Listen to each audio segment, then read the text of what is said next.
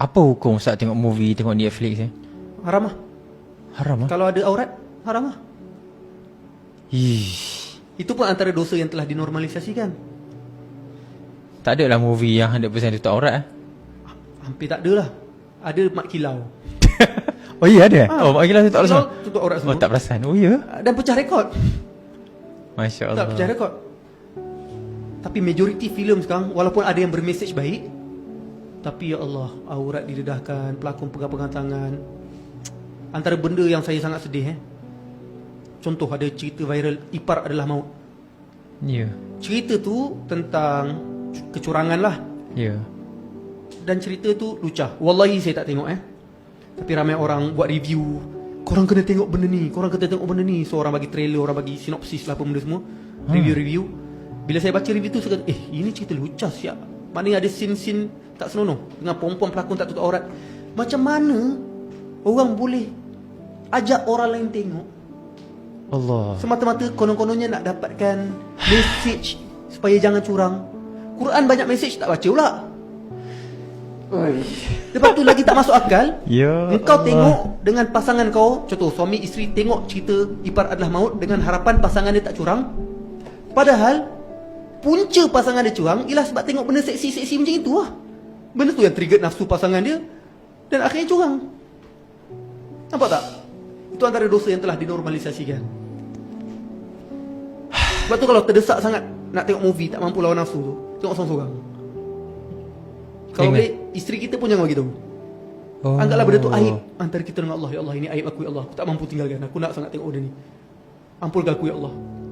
Anggap benda tu aib. Maksud jangan ajak orang Jangan ajak orang, dan jangan bagi tahu orang pun yang kita tengok benda tu.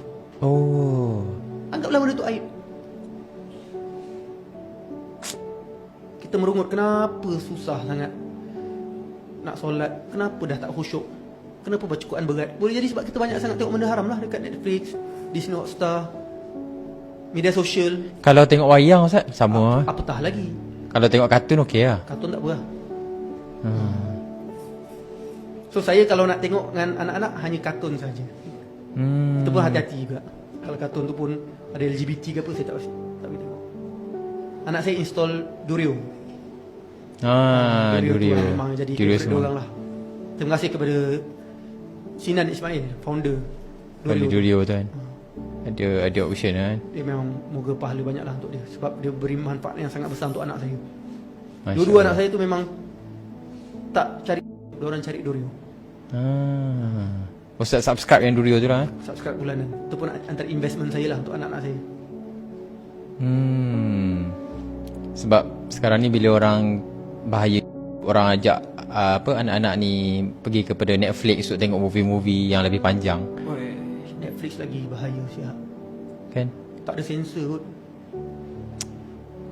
Kalau dokumentari tu bagus lah kan. Dokumentari tak apalah. Jagalah pandangan kita dari melihat hal yang haram. Antara dosa yang ramai orang anggap remeh adalah dosa tidak menundukkan pandangan, sedangkan melihat aurat sama ada secara berdepan atau hanya melihat di kaca TV. Memang ada Ustaz tulis TV dan media sosial.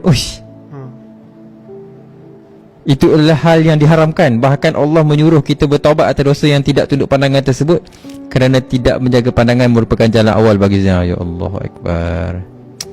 Banyak dosa kita ni. Dosa saya pun banyak. Kita semua tak terlepas. Siapa ada media sosial confirm pernah tengok aurat dan sebagainya. Kan? Saya pun pernah, manusia kan. Tapi janganlah layan benda tu. Kalau tertengok apa, lawan, istighfar, dan jadi orang lebih baik.